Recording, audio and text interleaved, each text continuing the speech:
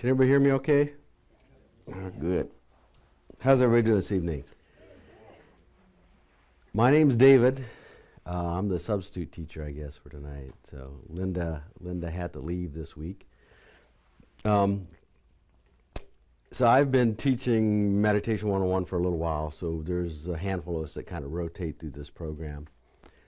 So like I said, I just kind of fill in for her. I've been coming to the Kadampa Center since 2004, I think is when I started.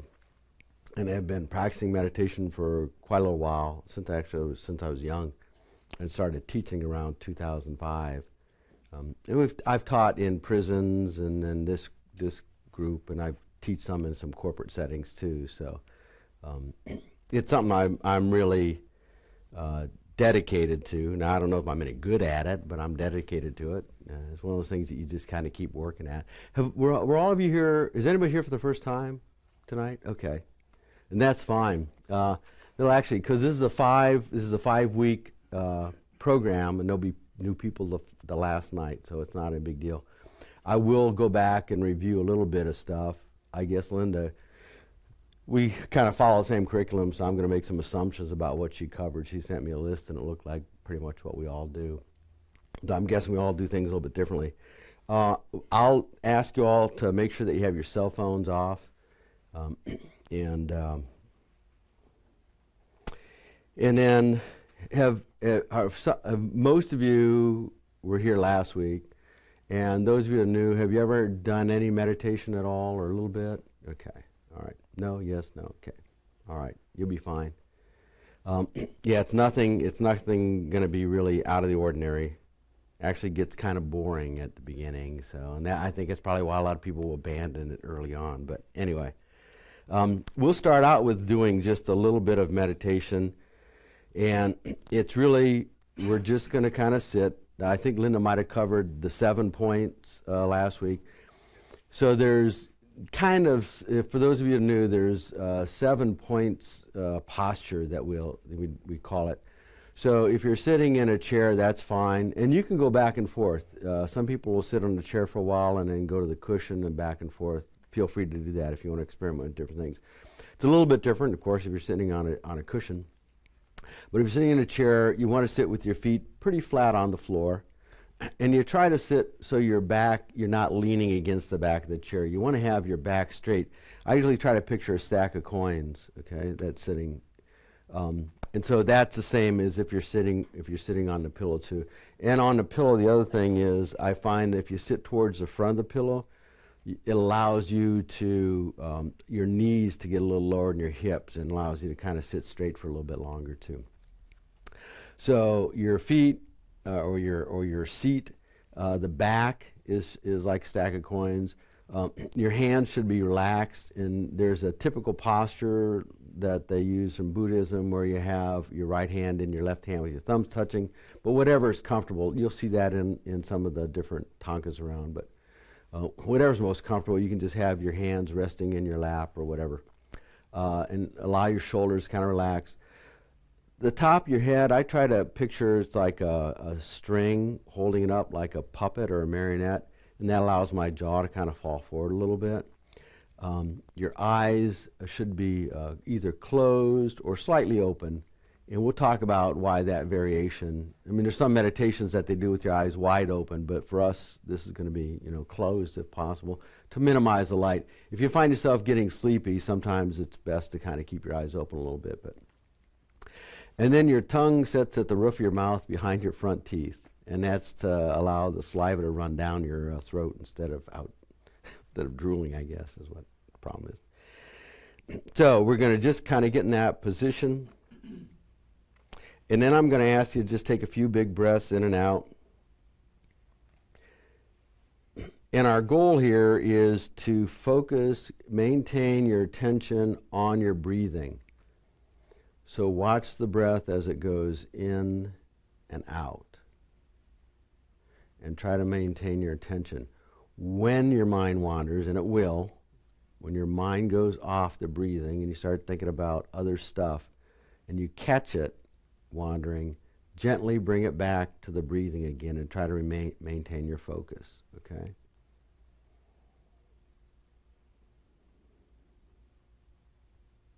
And I'll ring a little bell when we're done. And you can either just focus on your breathing or try to count your breaths. And if you're counting, if you're distracted, start back at 1 again.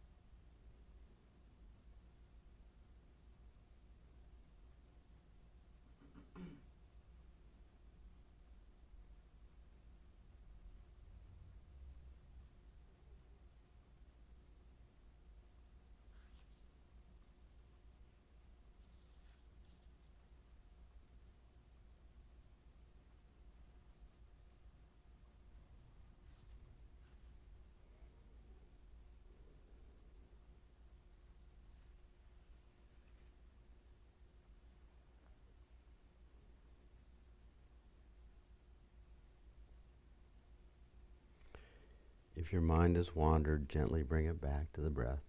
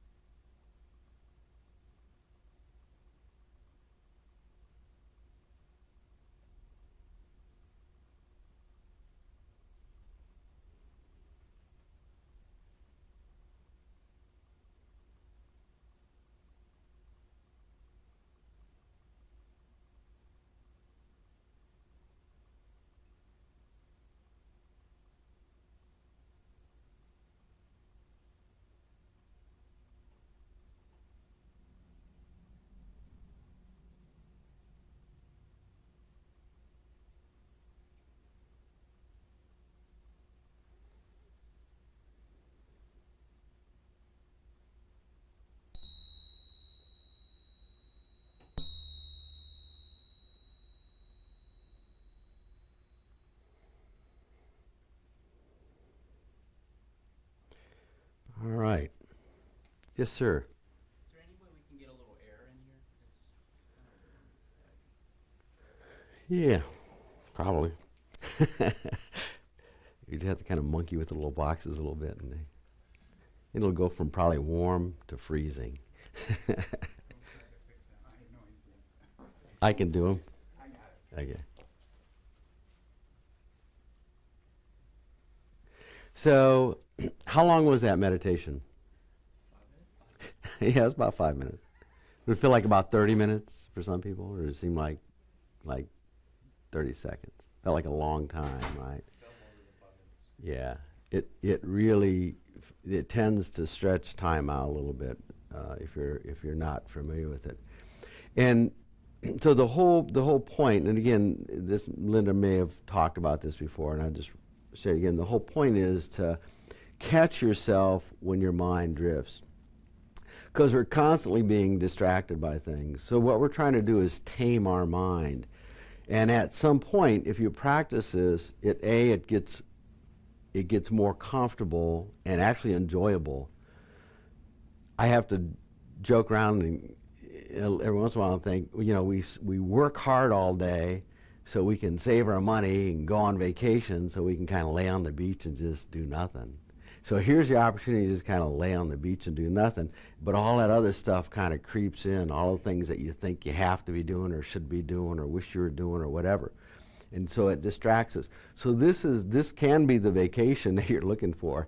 It's right there in the palm of your hand. So the idea is to, again, try to get your mind trained so that you can focus on one thing and let go of all those thoughts and things that kind of come up. And there's different types of meditation. There'll be these are kind of focused meditations, but at some point you'll start doing some what we call analytical meditations, where the idea is to develop your mind to the point where you can focus, and then you give it something to focus on. So you'll think about something. We might do a meditation on interdependence or on compassion. There's a number of different meditations that they'll do in this program. And so as you develop the ability to concentrate, you'll be able to kind of drill deeper on some of these things that actually causes a lot of happiness, right? And that's really our goal, is to be able to control our minds so that we can choose what thoughts we care to dwell on. And we begin to focus on the things that make us happier and let go of the things that make us unhappy. Because we're making it all up anyway, right? There's just stories that we're creating in our head most of the time. And so, we're always got the story, the dialogue going. And, I play a little game when I'm walking around the grocery store. I go around the corner and down the aisle, and there'll be 3 people, and I'll have stories about those people as soon as I lay my eyes on them. I'm making it all up.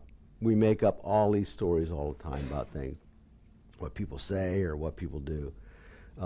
And so we can begin to kind of let go of our dialogue and our stories that tend to weigh us down, and gradually replace them with things that make us feel better and make us happier. So. In the beginning, a lot of it is just paying attention to your breath and trying to develop that level of focus. When I was teaching at one of the youth prisons, they used to have a prison for kids up in Butner. And I'd have a group of 6 or 7 children or kids, teenage boys actually. And one of them in the class, after a 3-minute meditation, said, "Well, when's it going to happen?" And I said, "Well, when's what?" He thought something was supposed to happen. I said, "No, this is about as good as it's going to get." And I think I discouraged him. He didn't come back anymore after that. But it's a real gradual process of being able to kind of change our thought process. So, those of you that were here last time, I think you're probably given some homework to do this for 5 or 10 minutes a day or something. And there are some meditations, I think, that Linda maybe handed out, or bare attention and counting your breath and stuff. Did anybody have anything that they wanted to share about their own experiences at home? Good things, bad things, obstacles, problems, the fact that you didn't do it. That's usually the biggest thing, right? I just didn't have time. I got distracted, right? Did it happen? Anybody get a chance to do, just a few minutes of meditation? Good for you. Okay. Do you have a regular practice? Okay, good, good. And you get addicted to it, right? 30 minutes a day. Okay, 30 minutes. You look forward to that 30 minutes, right? Yeah. Once you build up a practice, it's like exercise, and it really is. We're creating new neurological pathways as we do some of these meditations, and it really the more we think about positive things and things that make us happy, we build that mental capacity up. Actually changes some of the connections in our brains, right? Neuroplasticity. But it's like when you go to the gym the first time, you can't expect to lift a few pounds and go home and think that things are going to change. It's a slow process. It's an ongoing and a constant thing that you need to be working with. I think Linda talked a little bit about maybe the bare attention meditation, which is where you just watch your breath, and the counting. Did she go over both of those? So what were the differences between those two? Does anybody remember how they might be a little bit different? Yes, sir. One was He's got notes. Good for you. the counting the breath was supposed to be focusing on a single thing for concentration, versus the bare attention was more of a mindfulness. That's all I got on my notes. That's good. But the variation between, I guess, where you allow yourself to reach out, I guess you're saying analytical. Right, right. We'll be able to do some focus stuff that'll be work with analytical. An example I think of is when most of you drove here tonight, right? Do you remember everything about that drive? Do you remember anything about that drive? I mean, how many of you, I do this all, I don't say I do it all the time, but I've found myself at work or wherever and not even be aware of the fact that how I got there, my body just functions in driving the vehicle. That's mindlessly, right? I'm just doing it. But when you first learn to drive, if you can remember what that's like, you were so focused on trying to coordinate all this stuff that you probably botched a lot of things up. But it was a focus, mental, right? Drilled in on something, on this process.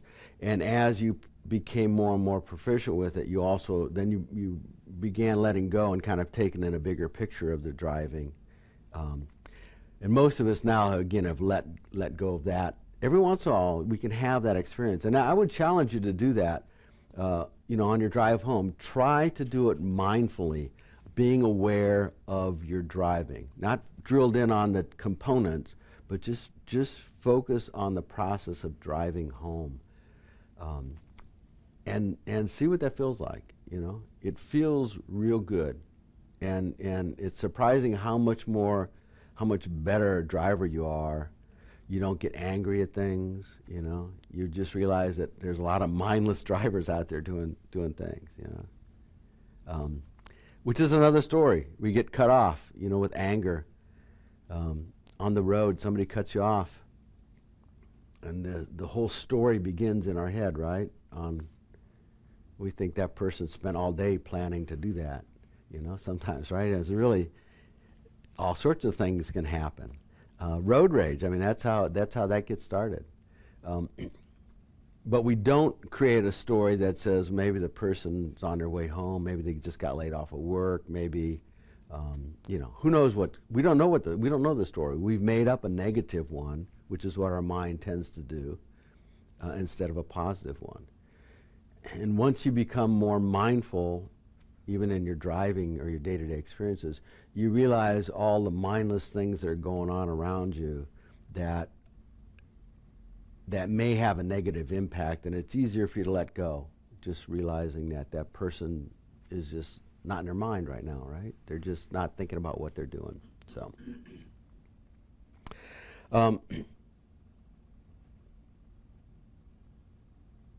any other comments on your practice? Any comments at all on your practice other than his 30 minutes? You had a hard time finding time to pull out 5 minutes? Was that difficult? It was, wasn't it? It's okay. I mean, it is. I know it is. It's real difficult for people, especially in the beginning, to find that time to do it. Yes, ma'am. Oh, wait, Sherry's got a microphone we got to use. I know, but Yeah, that's all right. Yeah. That's the kind of stuff we like. It wasn't even trying to find the time. It was that I just didn't want to do it. Ah, you didn't want to. So I didn't. And that's just, I know I should. Even though it's good for me, like I know I should. I just feel very uncomfortable doing it. Okay. Like, can you share more about that? Like my body feels uncomfortable and my mind is just uncomfortable. And it's like a weird sensation to like just sit in myself. Yeah. Yeah. Okay. I know it'll get better. It's not that bad. I'm just, No, right. I just Persevere. don't like to do it. Yeah, stick through it. That's all. That's fine. I thank you. Thank you for sharing that. It's not, when you start, it's not necessarily a pleasant thing. I mean, that's a little ways down the road. You know, give us some time. If you're starting, try to give, if 5 minutes is too hard, go with a minute. Go 3 minutes or a minute, okay? Most people can carve out a minute, you know, to do that. Try to be more mindful when you're taking a shower. I mean, John Kabat-Zinn has a whole story about that. Are you familiar with him, John Kabat-Zinn? He talks about, he's kind of started the whole mindfulness movement back a good number of years ago that now we're seeing kind of increase dramatically. He was working with patients that had chronic pain that the doctors that were trying to deal with the pain didn't have any other options, so he started doing mindfulness practice and had some pretty significant breakthroughs. But in one of his books, he talks about when we take a shower, you know, we're thinking about the meeting that we may be going to that morning. And so, you know, who else is in the shower with you? Everybody, you know, you got the whole meeting going on there in the shower instead of just focusing on taking that shower when you're there. So, you know, if that's your 3 minutes of opportunity to try to stay mindful, that's good too. But it is hard at first to try to find, especially a formal practice where you're trying to sit down and just kind of focus a little bit. But a minute is fine, you know. 2 minutes, you can usually do that. Some are even saying less than that now, 30 seconds, whatever you can do, you know, and it'll gradually get better.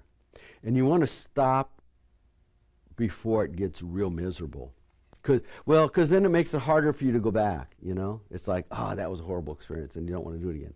So find, you know, when it feels a little bit good, call it quits. Keep it short. And they say even if you have a longer practice, try to, you know, if you can't go for 90 minutes, we've done some stuff that's, you know, 90-minute sessions. It's a long time to sit. You know, you break it up into smaller chunks, 20 minutes, 10 minutes, or whatever it is. And you're better off doing multiple small chunks and trying to get one big one in. So try to end on a high note. Question. Yes, sir. Such thing as an informal practice? You just said formal. And I say that because Oh, wait, you gotta repeat that question so I don't have to. Yeah, is there something as called an informal practice? You mentioned formal practice. I found myself, my mind racing before I went to bed and going to sleep. So I was laying flat on bed. I was doing it in bed, exactly what you just went through. Okay. But laying flat, straight, hands out. Yep. You know, just trying to relax and let my mind calm down before going to bed. And did it work? Sometimes. Okay. I mean, there are lying meditations I mean, that's a practice. They do walking meditations. They do it on here Sunday mornings. They have a walking meditation. So there's different activities they can do that you incorporate the mindfulness of the practice. You know, it's just that you're very focused on what you're doing. So that's kind of a formal, to some degree, that's a formal practice. It's not like, yeah, you're thinking about sitting on a cushion, and that's probably a little bit more formal. But, you know, the ultimate goal is to take it from the cushion into your daily life. So, you know, if you can find opportunities in your daily life to incorporate pieces of this, then you're kind of already going down that path. Okay. Now, the only thing I'll say about lying in bed is, if I do lying meditation, I fall asleep, and if that becomes your only practice, then every time you go to meditate, you'll have a tendency to maybe want to fall asleep. And so that, you know, that the idea is ultimately to be wide awake while you're very relaxed and focused, you know, and be very, very alert while you're doing the practice. So, but what you're doing is fine. Did she do body scan last week? Yeah, that's a good. If you're having trouble sleep, do one of those things, kind of thing. Any other comments or thoughts? Can just let me talk the whole time. We got some breakout here coming up a little bit. Nice try. So what is the mind? I mean, the whole purpose of this is, you know, to figure out our minds. They're stuck in here somewhere, maybe. No one's quite sure. It's called the hard problem, consciousness. What is it? It's not the brain necessarily, is it?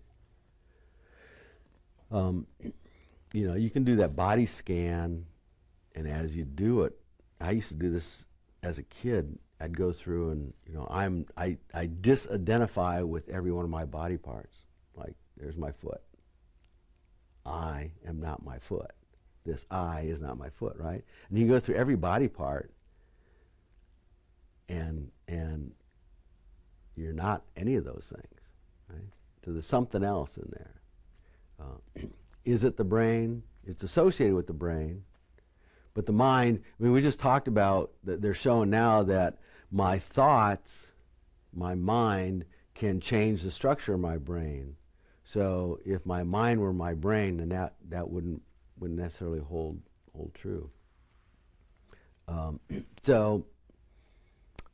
It's from a Buddhist standpoint, it's in the nature of awareness. So it's our ability to be aware. Most folks will identify with their thoughts. No, they'll say, that's me, right, my thoughts. But if you can see those thoughts, then that's not it either, right? I mean, that's what we're doing right now is we're meditating and we're seeing, oh, there's a thought. And we're trying to come back to our breath. Yes, sir. I found some of the teachings of Eckhart Tolle to be very helpful for my meditation. Okay. Where he says, be the watcher. And so I try to watch my thoughts. Yes. Not identify with it. And then Buddhism has taught me to be compassionate toward myself. Okay. And good. so if I have negative thinking, anxiety, I used to suffer from severe anxiety and debilitating anxiety. And meditation has really has been the best medicine for me. Really? Yes. It's being used for lots of psychological problems, right? Depression and other things as well. So observe. What was it? What was the Eckhart Tolle would say? What was his quote? Was be the watcher. So that's good. I've read a little bit of his, but not a whole lot.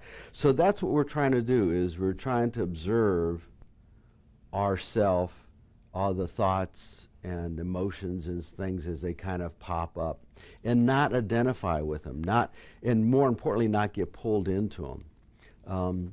Our typical, I'll say, the human typical mode is stimulus and reaction, right? Something happens that makes me mad and I react to that. It'll be a thought first, then it'll be something comes out of my mouth. I'm not a physical person, but you know, there are people that are, and the kids that I dealt with and the people I dealt with in prison, I mean, that's what got them in prison usually is anger, right? The thought arose and then either became verbal and it just became physical. And they just identified with that. You know, I'm just an angry person. That's who I am. But when practicing mindfulness, you can become the watcher where you begin to see, oh, here's that thing called anger. Usually it's irritation. That's when you want to watch, right? Because it's irritation, there are frustration, irritation, anger, rage. It kind of goes through this continuum, right? And the people that are in prison, they say have a short fuse, right? So you would go right from anger to bam, you know, something would happen to somebody. A lot of times. So you begin to see where irritation or frustration begins to arise, and just watch it. Watch, there's that thing called frustration. And not take the bait, not take the hook, so to speak. Just kind of observe it and see what happens to it. And it dissipates. It'll kind of go away. It's like the old count to 10 that they used to have you do, right? So you can allow those feelings to kind of dissipate if you just kind of let them go. And we'll do a meditation in a second that allows thoughts and feelings to just kind of flow by a little bit. So thank you for sharing that. Anything else regarding the mind? Any other thoughts about that? That's your homework. Come back and tell Linda what the mind is. Something that's a similar effect, what you was explaining. Mic check 1 2. Was the concept of being the watcher or identifying the conversation in your head? I catch myself often having that conversation that's not really happening or isn't going to happen in the future, Right. and so recognizing that from the watcher standpoint, but realizing that that's just yourself talking to yourself. Yeah. And then when you realize that you're watching yourself talk to yourself against yourself, whatever the case may be, if that makes any sense. What is the feeling that goes with that? Is it rage or frustration? Is that are you just irritated at that moment? Right. When you can see the fact that you're having the conversation, then you've made I don't know. For me, it was a monumental step to go, oh, I'm just raging right now in my own head. Yeah. So- Yeah. Very good. So another perspective on that. Yeah. So don't believe everything you think. There. Doesn't mean it's really there. It's right. It's a story. Yeah. There's a book. It's called 10% Happier. The name of the person is going to elude me now. He's a news person on television. He talks about meditation. Harris. Yeah, but his original was the voice in your head's blank, an idiot, right? But he didn't use the word idiot.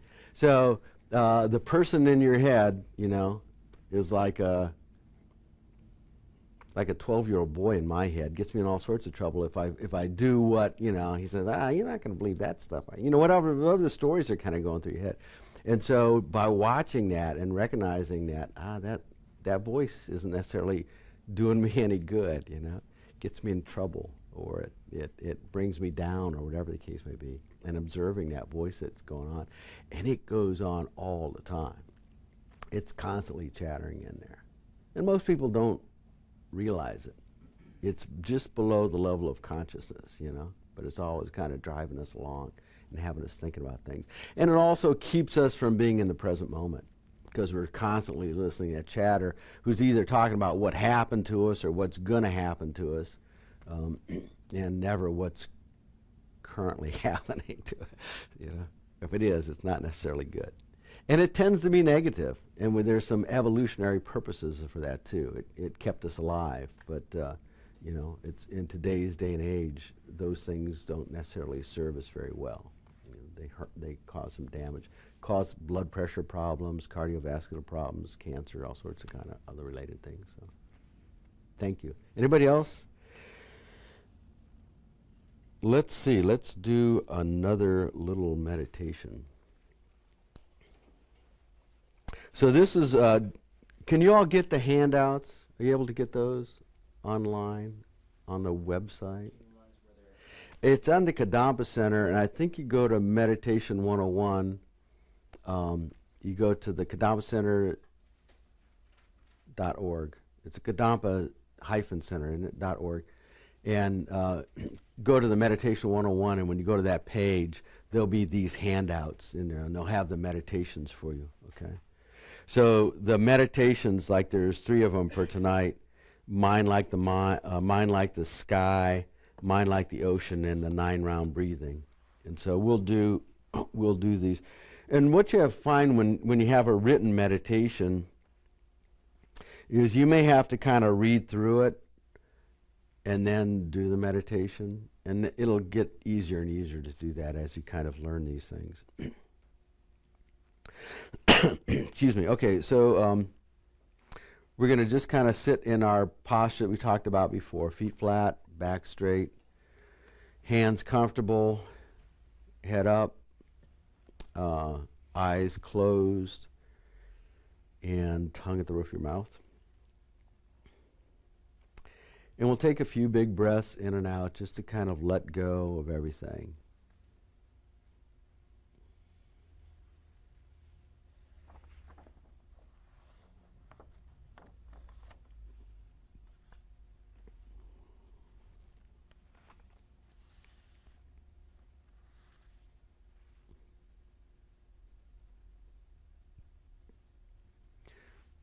And remind yourself why you came here tonight, to learn how to do this practice that's going to make you feel much better and happier. And it'll impact the people around you too in that positive way. And so we're going to kind of do this practice for that reason.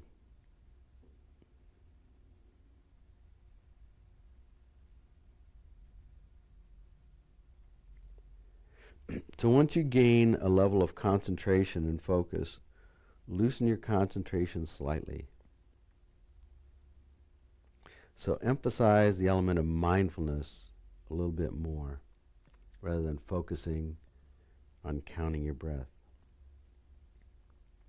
Allow your mind to be attentive and observant to whatever comes to notice, regardless of what it is. Don't identify with the mental elements arising. Simply observe them like a tourist, like a watcher. Allow them to arise as you observe them, pass away without getting involved. Just be aware.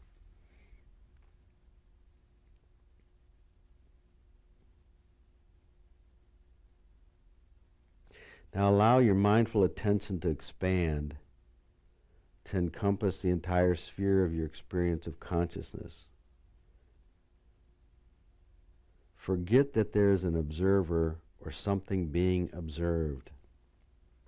Simply imagine your experience, your consciousness as being like the sky, completely clear, vast, spacious, without end.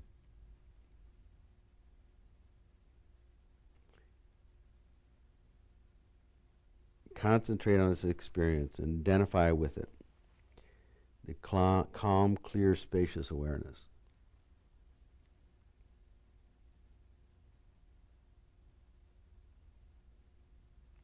Now we're going to think about our mind and liken it to the ocean, and the thoughts and other mental events to fish swimming through the clear, spacious ocean and water.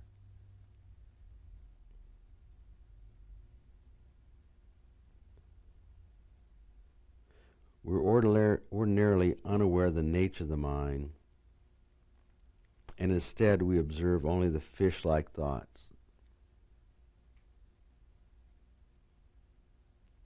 It's as though we're observing an aquarium through a large glass wall, and at first we only notice the fish.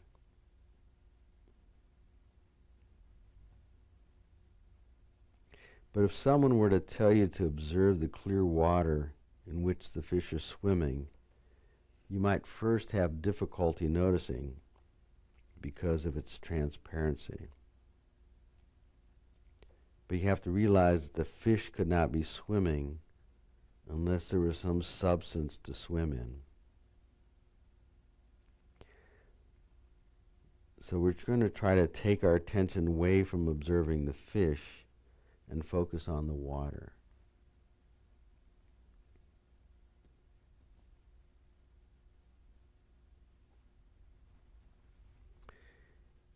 In a similar fashion, we let go of paying attention to our fish-like thoughts.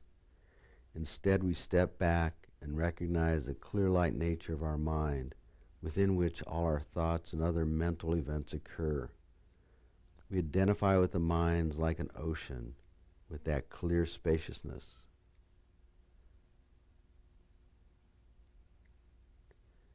In our ordinary state of mind, as we go about our business every day, having conversations, planning, thinking, worrying, making lists, and so on, it's as if we're living on the surface of that ocean.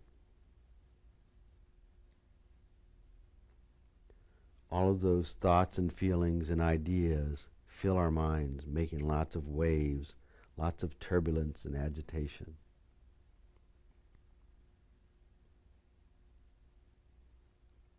But as we identify more and more with the ocean, like the mind, and let go of the wave-like emotions and fish-like thoughts, it's as if we start to descend to the quiet depths of the ocean-like mind. We reach a state of mind that is more peaceful, still, free of agitation and disturbance.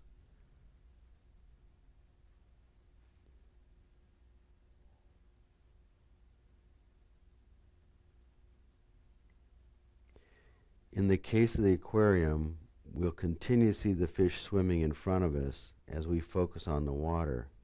However, when we focus our attention on the clear light nature of the mind, our thoughts will begin to diminish in intensity and frequency, thereby quieting the mind and enhancing our ability to concentrate.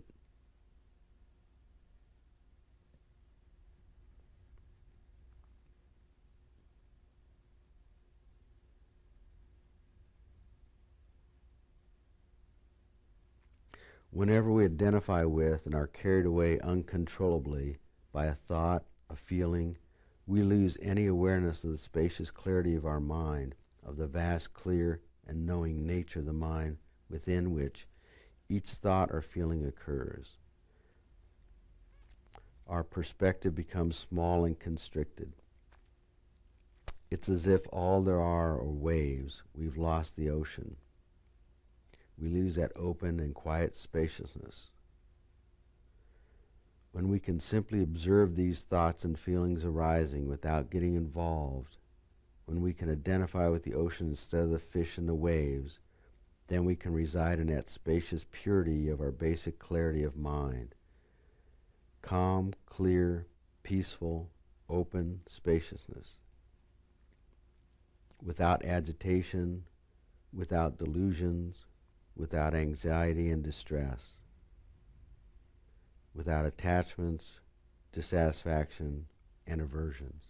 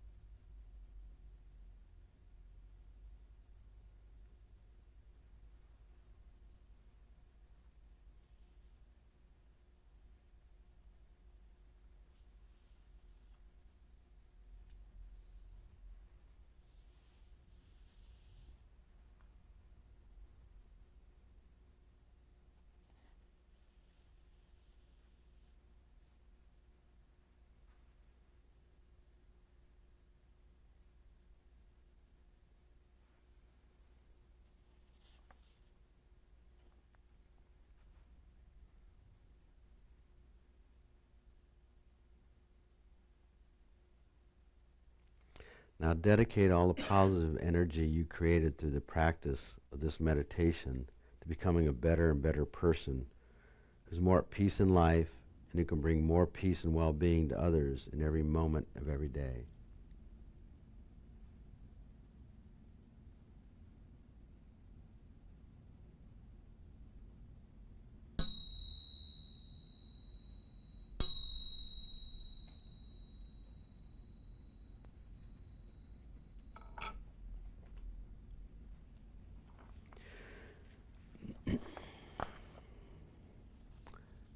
Okay, were you able to follow along with that?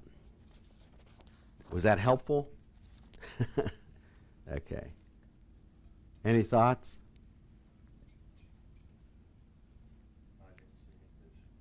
You didn't see any fish? Good for you. There's nothing. Okay. He said he didn't see the fish. Anything else? Yes.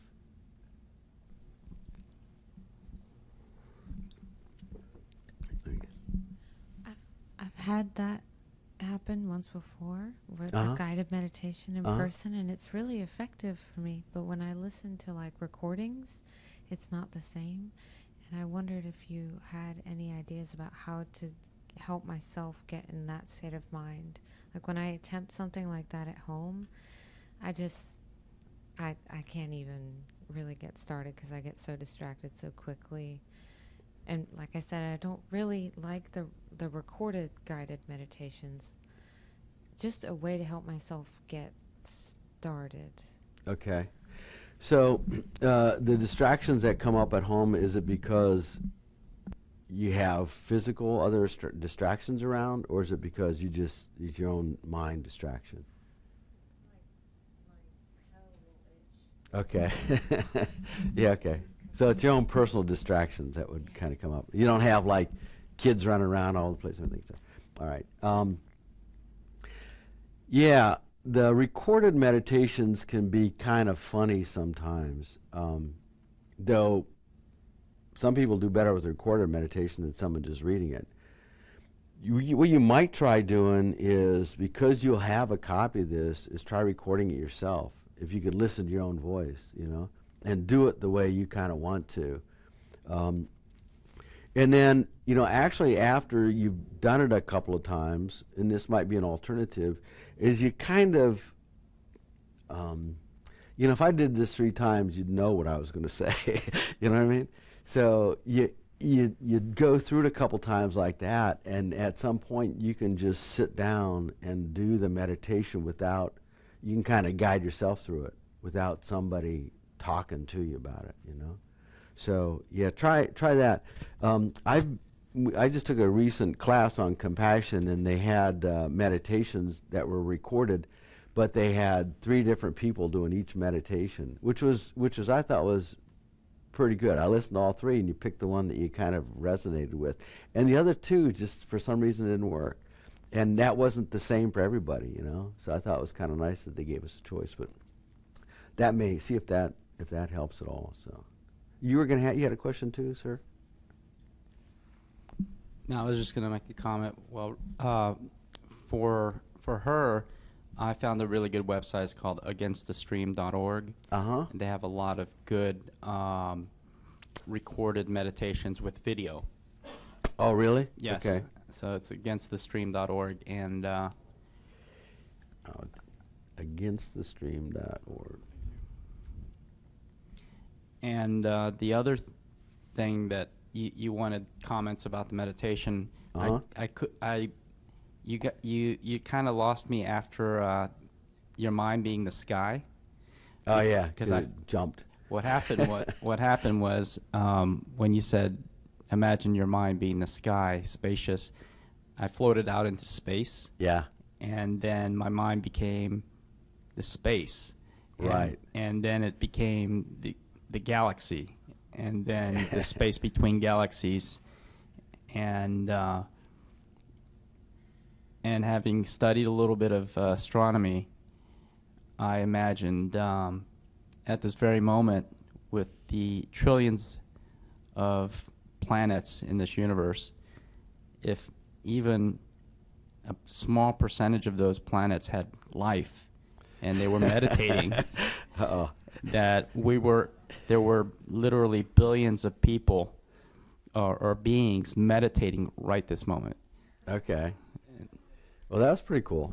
But you allowed your mind to kind of go. Once I kind of hit the clouds, you kind of just kept on going, huh? All right. Interesting. And to be honest with you, I usually read the Mind Like the Sky one. And I thought, I'll do Mind Like an Ocean this time, because I have the choice. And I wasn't expecting us to start with the sky and then go back down to the ocean again. That threw me off a little bit too. So there is another one, Mind Like the Sky, where you do the same thing. You imagine your mind is the space, and you do the clouds, right? The clouds and the turbulence and things like that are your thoughts and emotions. And people will resonate with one or the other, so you can do them both or one or the other, whatever works for you. So, yes, ma'am. Well, I just wanted to comment on the meditation. It was really cool because for the first time, visualizing my mind as the ocean, especially, that really resonated with me. It was the first time that I saw my mind as positive. So Oh. I tend to see my mind as like my emotions and my thoughts as very like just chaotic and overwhelming. Okay. But once I got past them, my mind was like vast and beautiful and like deep and mystical. Oh, wow. And it was the first time that I saw my own mind as a positive thing versus something that I just despise. Oh, wow. And I have to fight constantly, Yeah. you know, to live. So it was really cool. I like got in there and I was like, I love the sea. Oh, good, I good. love it down here. It's so You might good. have found your I found my your thing. entry Yes. into this Yeah. practice. So yeah. thank you. That was yeah. cool. Good. You're welcome. Yeah. Who knows, right? And some of these things resonate. Some people like just focused meditation, and some people like analytical meditations. You really need to do them both.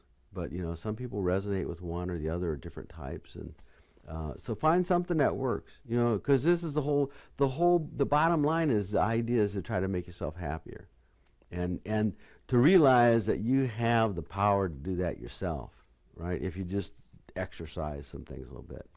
Because if you're miserable, we've kind of done that ourselves too, you know. So we can turn that stuff around. It just takes some effort, you know. It just takes a little effort. But what else are you gonna do, right? You know, you can choose to be miserable. You can choose to be happy. You might as well work on it. So, any other thoughts, comments? So, breakout session.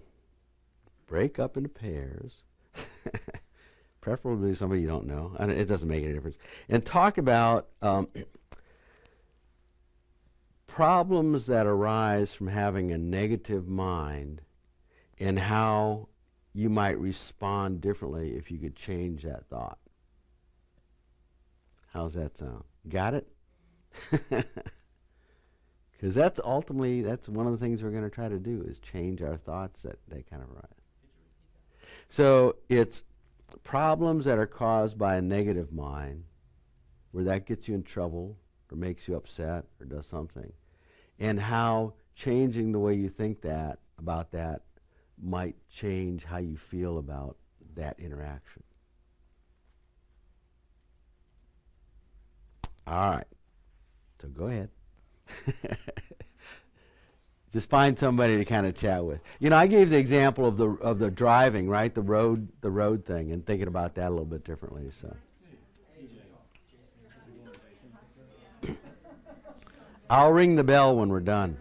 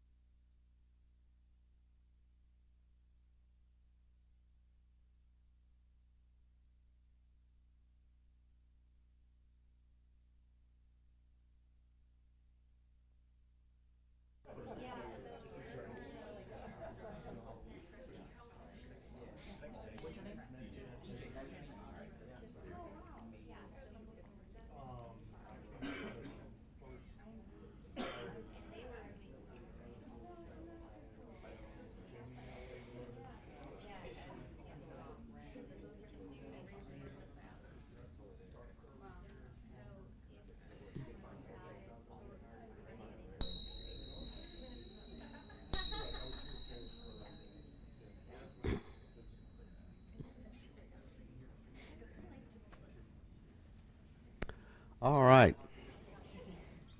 Does anybody have anything they want to share? They're willing to share? Got a few minutes I got to fill up here, so we need to have some. Experiences? Did y'all come up with something? At least have a good discussion, right? About what you can do afterwards, what you did beforehand? No, I'm just kidding. Your mind kind of gets going. All right. Well, that's fine. Oh, okay. Thank you. I mean, don't feel like you have to, but that's fine. This is my first time here, so Oh, I'm good. feeling a little bit nervous. But we were talking about negative thoughts, and I was mentioning that I'm a teacher, and so trying to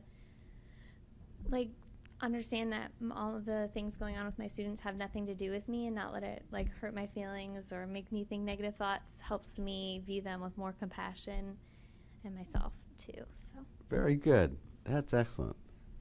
Thank you. Anybody else have another story you want to share?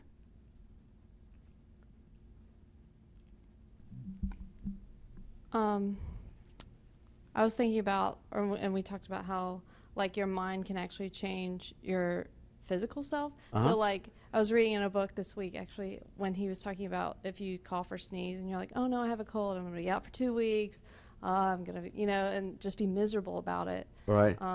Or you can just say, oh, well, I just sneezed, it's fine. So I had a flu vaccine a few years ago, and they're like, oh, you might have some symptoms of the flu, but it's fine. And of course, I was one of them, of course, and it was I was miserable for days. It's oh, I need to stay home from work or whatever.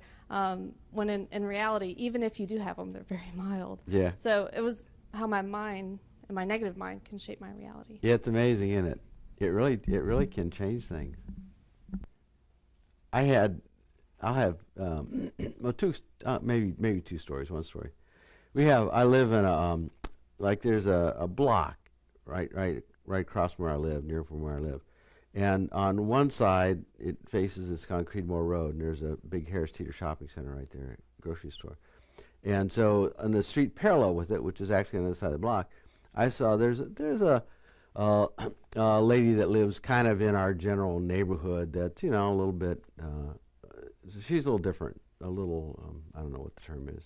Anyway, I saw her pushing one of the Harris Teeter shopping carts, and so my mind right away said, she stole that truck,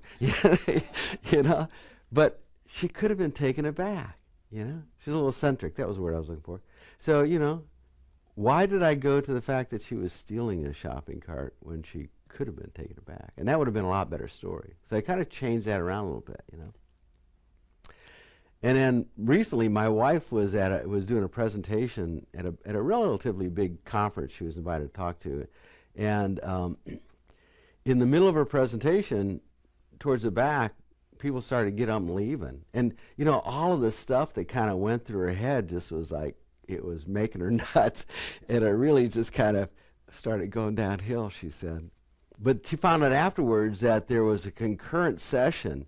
And everybody wanted to stay in hers, but they felt like they had to at least go out and make some sort of appearance in the other one. So they kind of just scrambled out at the end. So it was really a positive thing that people wanted to be in there, but she made it into a negative story, and she just kind of hung on to that for a long time. It was really pretty destructive for her. So, but we do that. I mean, our minds are, they say, are Velcro for negative and like Teflon for positive things, We look for negative stuff. And from an evolutionary standpoint, it makes sense. It kept us alive, right? Knowing what berries not to eat or always looking, around to make sure you're not going to be eaten by something was important. And those of us that had that thought process stayed alive to reproduce and become us, right? Our ancestors. But we're still got that hardwired system going on in our head. But we can override that. We can begin to kind of change it, because it really doesn't serve us any purpose now. It just makes our lives kind of miserable for the most part. High blood pressure, all those other kind of things that occur when we get these stress reactions that occur. So you can change it. Yes, sir.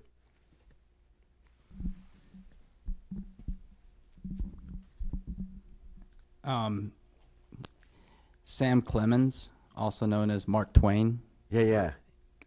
he has a quote that I try to remember because I identified with it so much. He said something like this, and it's not exact, but he said something like, "I've been through a lot of terrible things in my life, most of which never happened." Right. Yeah. We do that, you know. We meditate. We meditate on negative stuff. It's just it's habits, mental habits. You know, we'll sit and dwell on stuff that either isn't going to occur or is totally wrong, and we meditate on that. So doing some positive meditations, we're trying to override those habits. You know, it's just habits. It's the mental habits that we kind of caught up in, and we believe them. We believe the stories in our heads. So, you know, it just takes practice. There is a quote out of a book that I like. We actually have the book out there. It's called Buddha's Brain by Rick Hansen. It's pretty good. But he talks about stages of growth. So we go through these stages as we change habits, you know, and it's a slow process, like physical exercise. But he talks about they use the term second dart reaction, and in Buddhism they'll talk about the second arrow. So we get hurt by something, and it's not necessarily the first time, but we just keep stabbing ourselves over and over again with the arrow. So it's, you know, the second and third time we pick it up and do it to ourselves because we relive those stories over and over again. So he talks about second dart reaction. So when I use that in this, you'll know what I'm talking about. So stage one. So as you begin to, so this is how we are when we start, right? You're caught in second dart reaction and you don't realize it. Your partner forgets to bring milk home and you complain angrily without seeing that your reaction is over the top, right? You just kind of go off. With a little practice, you begin, you know, stage two. You realize you've been hijacked by hatred in the broadest sense, but cannot help yourself. Internally, you're squirming, and you can't stop grumbling bitterly about the milk, you know? So you're not over the top, but you're just kind of right. Stage three, some aspects of the reaction arises, but you don't act it out. You feel irritated, but you remind yourself your partner does a lot for you already, and getting cranky will just make things worse, all right? So we're starting to get there. And then finally, the reaction doesn't even come up. Sometimes you forgot you even had an issue, you understand there's no milk, and you just try to figure out what you're supposed to do next, you know? It's just, that's how it kind of gradually plays out, so. And it just takes time to kind of work yourself to that point, but you just have to stick with it. Anybody else have anything they want to discuss or mention? We seek happiness in things outside of us, right? This is a whole different discussion that we could kind of go down and spend a lot of time on. But we look for happiness in possessions, in monetary things, in things like good food, music. We look for things externally that are going to make us happy. And in Buddhism, they'll say, there's nothing wrong with that. I mean, there's nothing wrong with having a good meal. But when we expect too much out of it, and we think that that's going to make us happy, or you know, a new car is going to make us happy, or those new shoes, or whatever it is going to do it, we set ourselves up for disappointment because it never really does. It never really scratches the itch that we're trying to get at, you know. And so if you watch your mind as you go through, and I use purchases as a good example, but again, it could be a relationship, it could be a number of different things. We kind of work ourselves up to this, we anticipate whatever we're going to do, we're going to buy it, and once we get that thing, it kind of drops off pretty quickly, and we're automatically looking for the next thing to kind of give us that little bit of a rush. And it's actually, I think it's dopamine that's being released in anticipation of what we think is going to cause happiness, but it doesn't. So we keep looking for these little dopamine rushes. Yes, sir? One word, money. Money has a whole lot to do with it, right? But it's not always just money. I mean, money has a lot to do with it. But they'll talk about pleasing taste or pleasing sounds like music, attachment, or things that we see.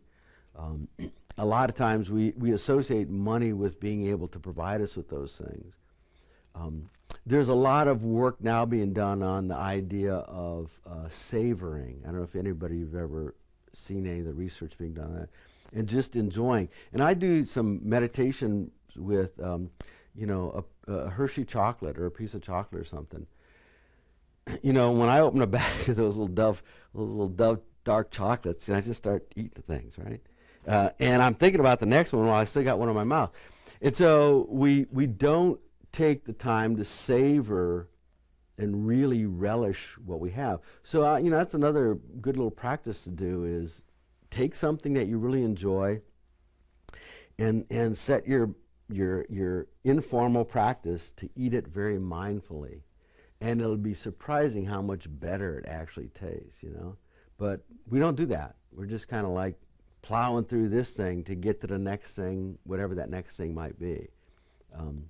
So those things out there don't provide us with any kind of lasting happiness. You know, we're always searching for something else. So through this practice, you can begin to savor things a little bit. You can begin to appreciate the things that you have and let go of that kind of constant, they call it attachment, that constant grabbing at things and looking for things. And recognizing that, you know, that stuff's not going to do it. And that the real happiness is going to come from changing the way I see things and view things and changing my mind.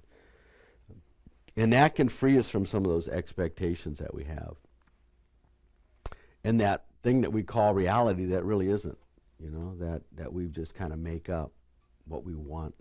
So it's those kind of pleasures. It's also reputation. Reputation is a big one that we tend to be attached to, you know, what people think about us.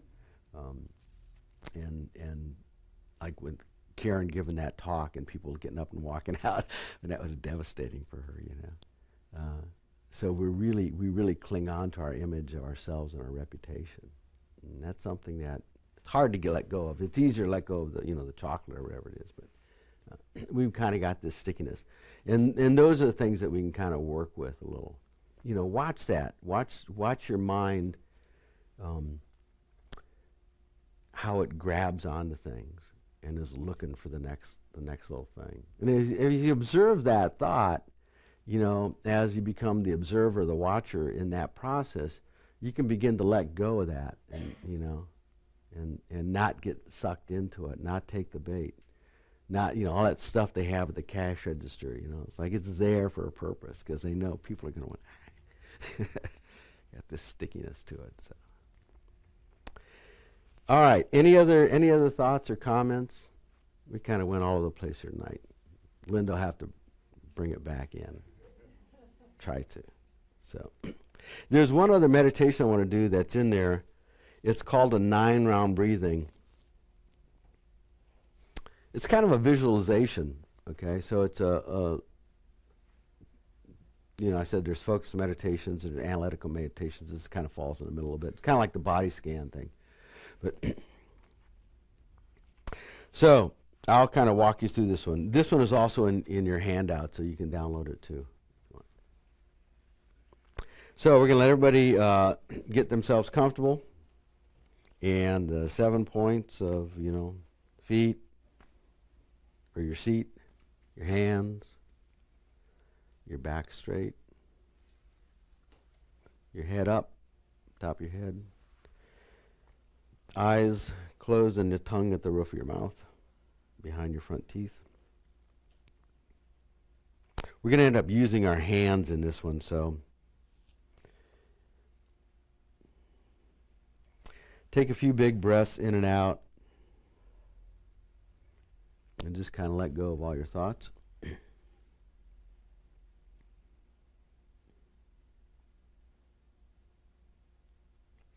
So I want you to visualize 3 channels about the size of a drinking straw. There's a central one, a blue one, that starts between your eyebrows, goes up and curves along the skull, and down the central spine and ends just below your navel.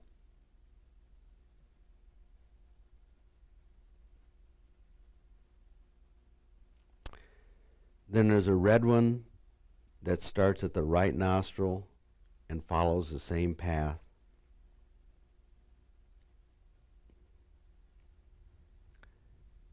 And a white one that's on the left side starts at the left nostril.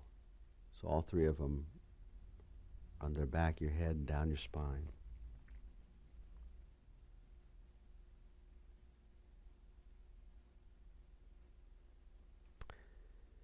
Now I'm going to have you, with your index finger, close your left nostril and inhale into the right.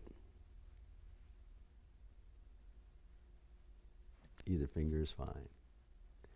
And exhale through the left. Block off the other side and exhale through the right. And as you breathe in, imagine white pure light going in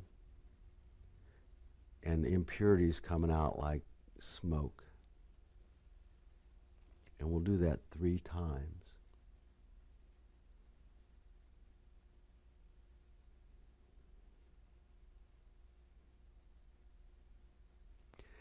After the 3rd time, switch and hold the other nostril and breathe in through the one.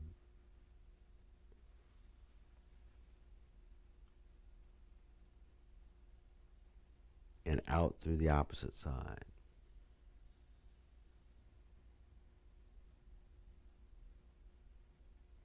Remember, imagine clear light going in and impurities coming out. And then inhale through both sides and exhale. And we'll do that 3 times as well.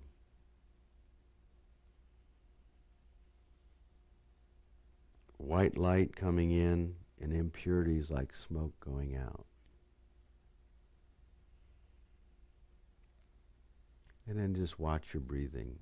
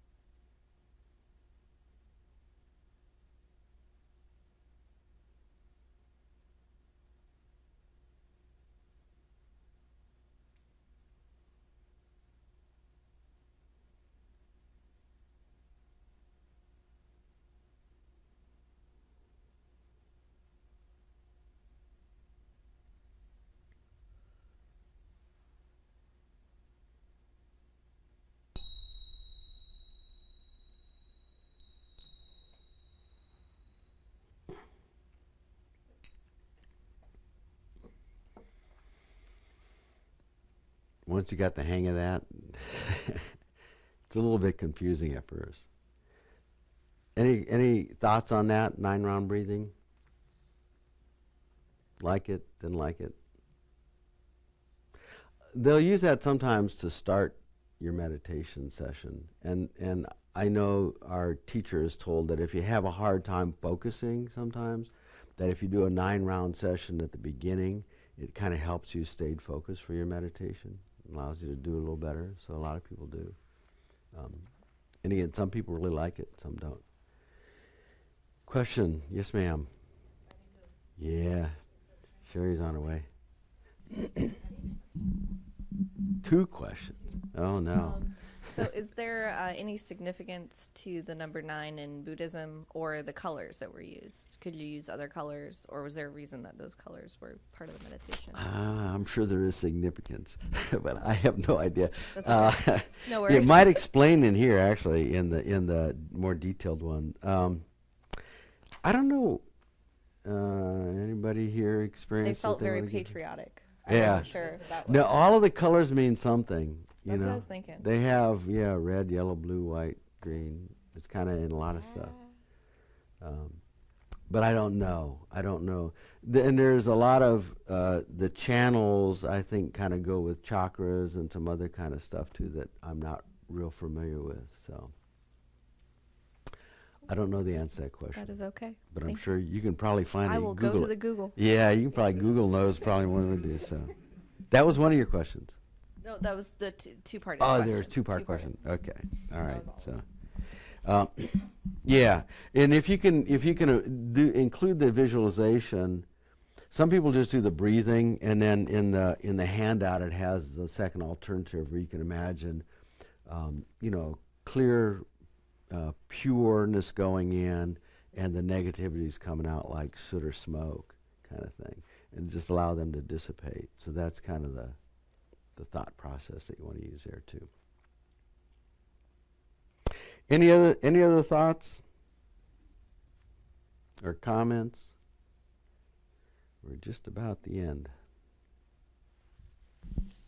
Just real quick, I usually do have a hard time focusing, especially on my breath. It's kind of boring. But after this, I did find that it was a lot easier Oh, really? to Good, focus good. on my breath and like Okay. the sensations and stuff. After and the I didn't 9 know hours. that was the point of the thing. Yeah, so that's interesting. That's one of the reasons they use it for. I don't know if that's the only point, but and it doesn't, it's funny because it doesn't resonate with me.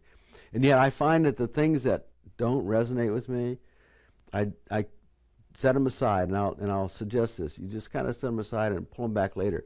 Usually what I find is something that I really need. I tend to gravitate towards the things that are more comfortable, but that's not where the work needs to be done, right? The work needs to be done on the stuff that makes me uncomfortable. So, and that's kind of thing that comes with time too. You kind of start finding things that make you a little uncomfortable. Watch your mind over the next week if you get an opportunity, in the grocery store or wherever you're ever at. You usually know things that irritate you. I know that the long lines in the grocery stores sometimes, I do a lot of practice in grocery stores. The long lines, and I had some other ones too, where I pick up an orange and I put it in a cart and now it's mine. That's kind of an interesting concept, It was there and now it's mine. And if somebody pulled it out of there, well, what's that all about? But we do that, right? We have possessions. We pick up things, we look at them. I look at different apples. I didn't want that one, that was mine. Pull something out of somebody else's cart once and see what happens. They didn't pay for it. It's no more theirs. So the long lines in the grocery stores used to make me nuts. I'd always look for the shortest one, and it always become long just before I got in it. Right? I could, no matter where I went. So that was one of my good practices, is just the patience in a line in the grocery store, and just practice being mindful of the fact of what everybody else is doing while I'm there. Instead of thinking I got to hurry up and get out of here for I don't know why, there's nothing really has to be done that urgently. So that's my meditation. There's a lot of opportunities like that to kind of arise, and watch them as they come up. And try to bring yourself back next week. I don't know how many people were here last week, and if the numbers have dropped. Those of you that were here can probably attest. Usually it does. We'll lose a pretty good chunk the first night. And for some people, it just doesn't work, and that's fine. The percentage of people that do this in the world is small enough that you need to really see yourself as being fortunate to have the opportunity to practice this. because most people don't. They go through their lives being miserable. It's all relative, right? Miserable. We're all a little bit miserable all the time, you know, because we never can get what we want. But they go through their lives like that, and they don't get the opportunity to do this. So next week, when you find yourself saying, you know, don't want to watch The Crown reruns or whatever, you know, is on TV, or don't want to go down to do this, you'll be drawn to do that other thing. Try to make yourself come here, because once you're here and you do this a few times, you'll begin to think, yeah, this is a good thing, you know, a good thing to practice. But you have to kind of push it a little bit. It's like going to the gym, you know. I found a really good app that's free. It's called Headspace. Headspace, yeah. Yeah, and the first 10 days are free. So you get a hook. you can choose 5 minutes or 10 minutes a day. Uh-huh. And I chose 10 minutes, and it really guides you every day. It's got a different guided meditation. Different guided meditations, and it also goes over concepts. Okay, good. Videos, and I found it very useful, even if you don't continue with it, because you have to buy other stuff. But and I can't remember the name of the person that owns that, but I've read about him before. So. Oh, really? Okay. Yeah. You see a lot of stuff about mindfulness now too, everywhere, pretty much everywhere. So, it's gotten to be mainstream. Yeah. You know, back in the 70s when I started kind of getting pulled into it a little bit, it was, you know, it kind of had a little bit of an upswell, and then it kind of tapered back off again to 60s and 70s. But I'm glad to see it's coming back around, and people are kind of gathering some steam. So, all right, anything else? 8:30, ding. Class dismissed. No other questions? Thank you all for coming. Thank you. All right. Be mindful going home, and come back next week.